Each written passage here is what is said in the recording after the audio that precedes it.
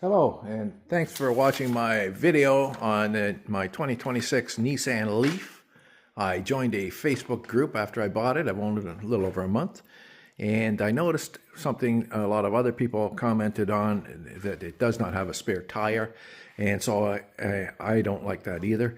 And so I decided to take a look at how I can address that problem. And I just wanted to make this video today to detail some of that. So as you can see, I have found a spare tire. I had some trouble getting a Nissan spare tire because the stuff off of Sentra, etc., weren't big enough. They're 125 by whatever, and they were 16 and 17 inch, and I wanted to have a tire that was big enough to fit that front end, the front brake there. And so I switched my search from Nissan to Infinity. And as soon as I did, I came up with some of these Infinity wheels here. This one is off a Q50, I'm sorry. I immediately got them, and the fellow was saying, who worked at Nissan, he said that this has the big brake package. It's an 18-inch spare. And I didn't know what the big brake pack, BBO, big brake option, and I didn't know what that was, and I researched it, and apparently all of the Z cars get it, and the Q cars and some of the other Nissans will get it if the person ordered the big brake option, also known as Akibono. So I bought this wheel, and it's 18-inch. It is 145, 80. Where are we here? 145, 70, R18, and it is 107M. The 107M is 2,150 pounds capacity. It's rated at 81 miles per hour, 130 kilometers per an hour. I am in Canada, so we usually use the kilometers, 130 kilometers, even though no manufacturer recommends doing that. I felt a little bit better about that because it's got a little bit extra capacity there. And this Nissan Leaf weighs 4,300 pounds, so with the 2,150 pound capacity on the tire, I felt a little bit better about going to the 145. And so there we have that. And it fits perfectly. I was a little bit concerned about the brake clearance because without this, you would get a 17-inch rim. If you just got a regular spare out of an Infinity, you'd get a 17-inch spare. I think there's a half an inch there easily, a clearance. Real nice rim. The offset is perfect on it. Everything is perfect on it that way. It just looks good on the car. It sits in there nicely. So it's going to be fine for what I want it to do there. I'm not even going to, I did try it on the back, but I'm not going to do it for the purpose of this video.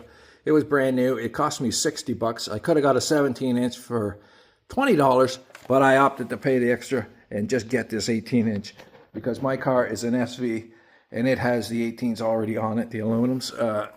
So there we are with that. The second thing is, while we're here, I want to talk about my jack. So the jack here I got from a Nissan. It locks in perfectly into the Nissan tangs there on the so it's made for this. It is a Nissan.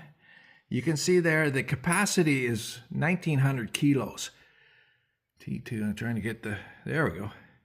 1,900 kilos. And I think it came out of like an Armada or something like that, maybe a Frontier. But the other stuff that I was looking at that was Nissan on Marketplace was 1,000 kilos, 1,100. They were coming out of the Nissan Sentras and this stuff there. I can tell you this car, the way you pick it up here, let's step back a little bit here. The way you pick it up there, it's almost in the middle. And when you lift that car, you get near half of it. It's 4,300 pounds. I'm sure it's not half, but you get nearly half of it there. So at any rate, I just, I feel better about getting the heavier jack under there. It jacks it without any problem. You know you got some weight there. It jacks it without any problem. And so if I were looking for a jack, the jack cost me $50. The woman doesn't know what it came out of. I bought it from a woman there. She didn't know what it came out of. It was brand new. But it's going to be fine.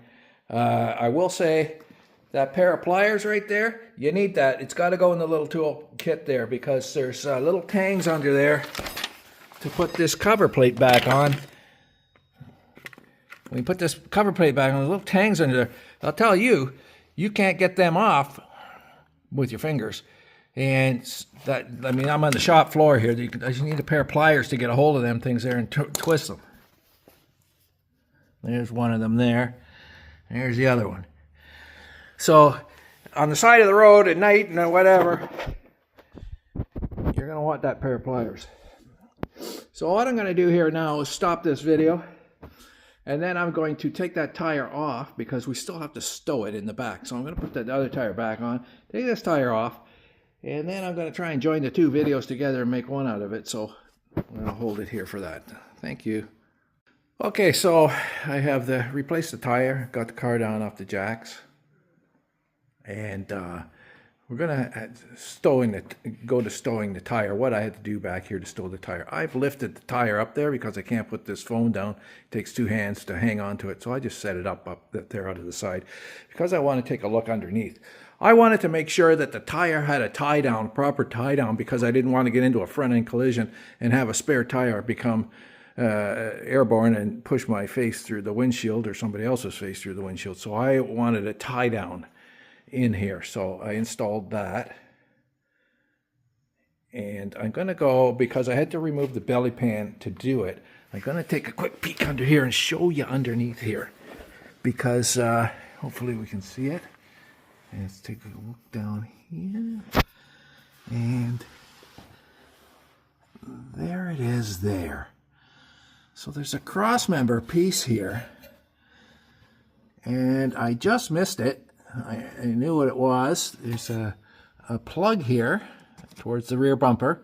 And it's 10 inches out. I measured the 10 inches out. And I went from the top side there, did the same thing. And it punched through and it came through here. But it would be very easy to go too far back and come out in the middle of this, or right on it, right on the flange there, so to speak. And don't want to do that, obviously. So you had to remove the belly pan off of this car back here, the back half of the belly pan, which I did, to expose this. And I will put that on later. But right now I just wanted to leave it open so that we could have a quick peek at that. And make sure that, in my opinion at least, I wanted to have a tie down. And then I put it all together, and my wife said to me, why don't you just cut a notch out in the styrofoam there for the tire? I said, it'll never work. It'll fly to pieces. It'll be no good. And so I put it all together and put the tire in there. And we were driving down the road, and I thought that styrofoam block there offers some sound deadening. And I know the car was noticeably noisier. And so I took the effort. I went over and I cut that notch out of there. I pushed it down. I pushed the piece down on top of that pin there, and it poked a hole right through the top. So I laid the tire over top of it, over on the floor there, and I got my hacksaw blade out there and my gloves. And it took me about an hour. I was trimming here and trimming there, but it made it. It made it. So I'm trying to one-hand this and show you this tire going in. And voila. So as for here, on this tire is 145 70 R18. There is 145 millimeters of clearance here, no more, no less. That's it. It fits in there just perfect. And I trimmed it all the way around there, pretty tight, reasonably good. A couple of gaps there, but I had to get it to loose enough so she fit. And there's nothing in any of these inserts anyways, except for the toe ring there, which I stuck in the toolkit there. And so that's where it goes. The doorman part that I got here for this, I brought a kit for it, and I cut the J-hook off. And then on the bottom there, where I welded the nut, I MIG welded the nut onto the to the stud there, so that if it came loose, I'd be able to tighten everything up here on the blind side. If it came loose, I wouldn't have to get under there with a wrench and do this again. I'll just go over here. And the part number is a doorman part. 20 bucks, 41068 for anybody who's interested. It had a J hook on it. I cut that off and just left me with the threaded part there. And then here, we'll take a quick look here, and we can one-hand this. And we're going to see here, we're going to put the rest of this thing back together here now and see if it'll all fit. This is the first piece that goes in.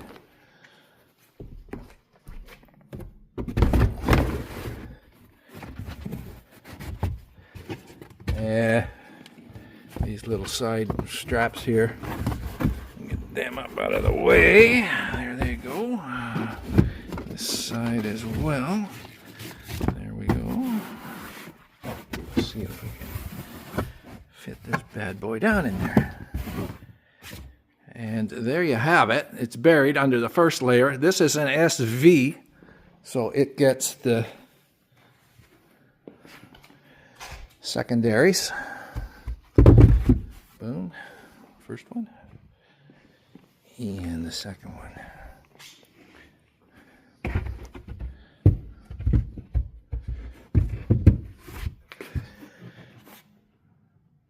Good night, Irene. There it is.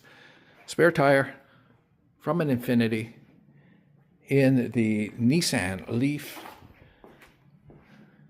I'm going to put the belly pan back on there. On the hole in the middle, I haven't decided. We're going to take it for a drive.